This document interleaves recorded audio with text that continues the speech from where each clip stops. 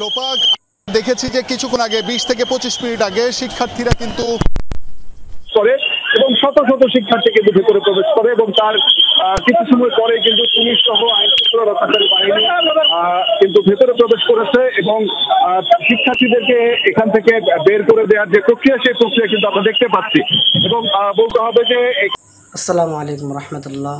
শিক্ষার্থীরা যেটা দাবি করতেছে যে আমাদের মাইলস্টোন স্কুলের যে সমস্ত শিক্ষার্থী মারা গেছে এদের মৃতদের সংখ্যা পূর্ণভাবে এখনও প্রকাশ করা হয় নাই। এটা ভুল তথ্য, ভুল মৃত সংখ্যা প্রকাশ করা হয়েছে। তারা যে আন্দোলন করতেছে এই ফুটেজটি আমরা দেখে আসি। অন্য পাশে আরো বেশ কয়েকটি গাড়ি রয়েছে যে গাড়িগুলো আসলে ভাঙচুরের শিকার হয়েছে। এগুলো কখন ভাঙা হয়েছে বা কারা ভেঙেছে সেটার আসলে সঠিক তথ্য এখন পর্যন্ত আমাদের কাছে নেই। আমরা এই মুহূর্তে সেটি দেখলাম, হয়তো বা আনুষ্ঠানিকভাবে আইন শৃঙ্খলা রক্ষাকারী বাহিনী এই তথ্যগুলো আমাদেরকে দিবেন কিভাবে এই ঘটনা ঘটেছে। আমরা একটু সচিবালয়ের গেটের বাহিরের দিকে আমরা একটু যেতে চাই, সেখানে শিক্ষার্থীদের অবস্থান কি পর্যায়ে রয়েছে এবং তাদের যে আসলে পরিকল্পনা অথবা পরবর্তী কর্মসূচি সেটিও আমাদের জানা প্রয়োজন। শিক্ষার্থীদের পক্ষ থেকে হয়তো আনুষ্ঠানিকভাবে একটা তাৎক্ষণিক প্রতিক্রিয়া যদি আমরা জানতে পারি সেটা হয়তো বা দর্শকদেরকে জানাতে পারবো।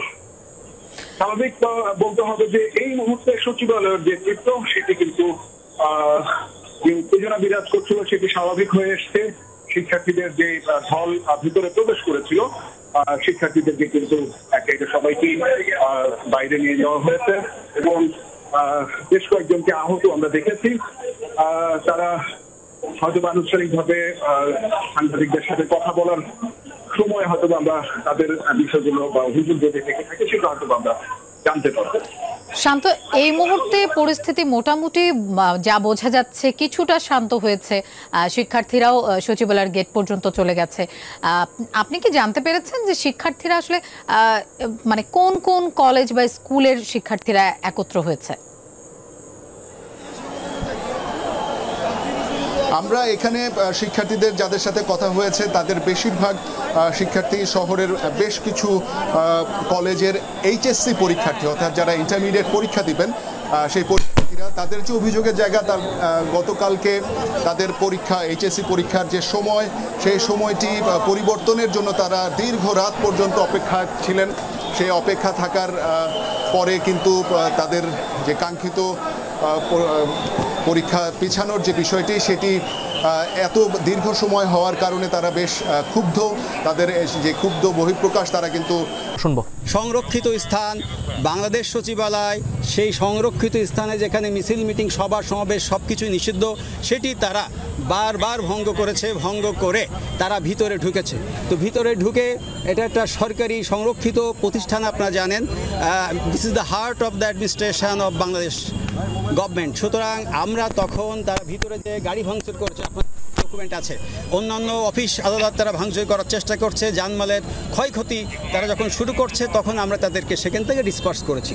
তো আমরা চাই শান্তিপূর্ণ উপায়ে প্রতিটি সমস্যার সমাধান হোক। তাদের যদি কোনো দাবি দাওয়া থাকে তাহলে যথোপযুক্ত অথরিটির সাথে তারা সেটি উপস্থাপন করবে। আমরা এই বিষয়ে তাদের অবশ্যই হেল্প করব। আমরা চাই এই যে সংরক্ষিত স্থানে কোনো ধরনের দাবি দাওয়া নিয়ে যাতে কোনো পক্ষই, ছাত্র শ্রমিক জনতা, কেউই যেন সংরক্ষিত যে স্থানগুলা ডিএমপি যে স্থানগুলা সার্কুলার দিয়ে নিষিদ্ধ করেছে, রাজনৈতিক বা সকল ধরনের সভা সমাবেশ যেখানে নিষিদ্ধ আছে সেখানে তারা যেন সমবেত না হয়।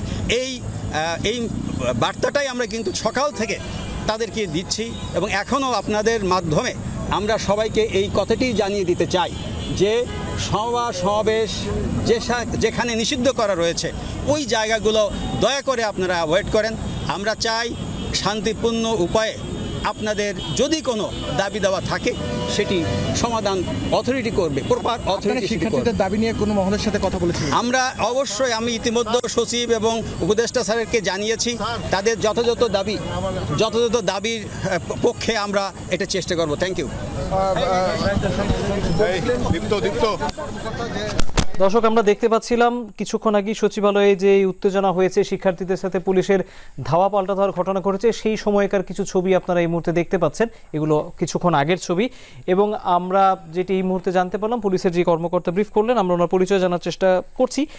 তিনি যেটি জানালেন এই মুহূর্তে, যে যেহেতু সচিবালয়ের সামনে ঢাকা মেট্রোপলিটন পুলিশের তরফ থেকে বেশ কিছু, এটি একটি গুরুত্বপূর্ণ সরকারি বা প্রশাসনিক স্থাপনা, কেপিআই জোন যেগুলোকে বলা হয়, এসবের সামনে কিন্তু বেশ কয়েকদিন ধরে আসলে কোনো ধরনের সভা সমাবেশ বা জমায়েত যাতে না হয়, সেটি আগে থেকেই পুলিশের পক্ষ থেকে নির্দেশ দেওয়া হয়েছিল। সেটি আবারও তারা সেইটি নিশ্চিত করতে আসলে তারা ছাত্রদেরকে, কাল রাত 3টার দিকে একটা লাইভ আসে মাইলস্টোনে ছাত্রছাত্রীদের দ্বারা, সেটি লাইভটা দেখে আমরা আসি রাত 3টার সময়।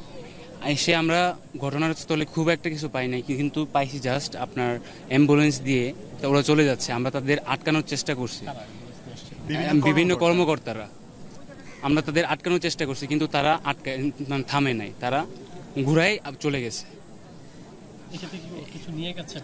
আমাদের সন্দেহ এখানে অবশ্যই কিছু নিয়ে গেছে, নাহলে আপনার 10টা বাজে যে কর্মসূচি শেষ হয়ে যাওয়ার কথা, এটা রাত 3টা 2:30টার সময় কি তা কেন আসবে এবং কেন এবং নিয়ে যাবে, এটা আমাদের প্রশ্ন। বাইরে আটকাতে চেয়েছে, কিন্তু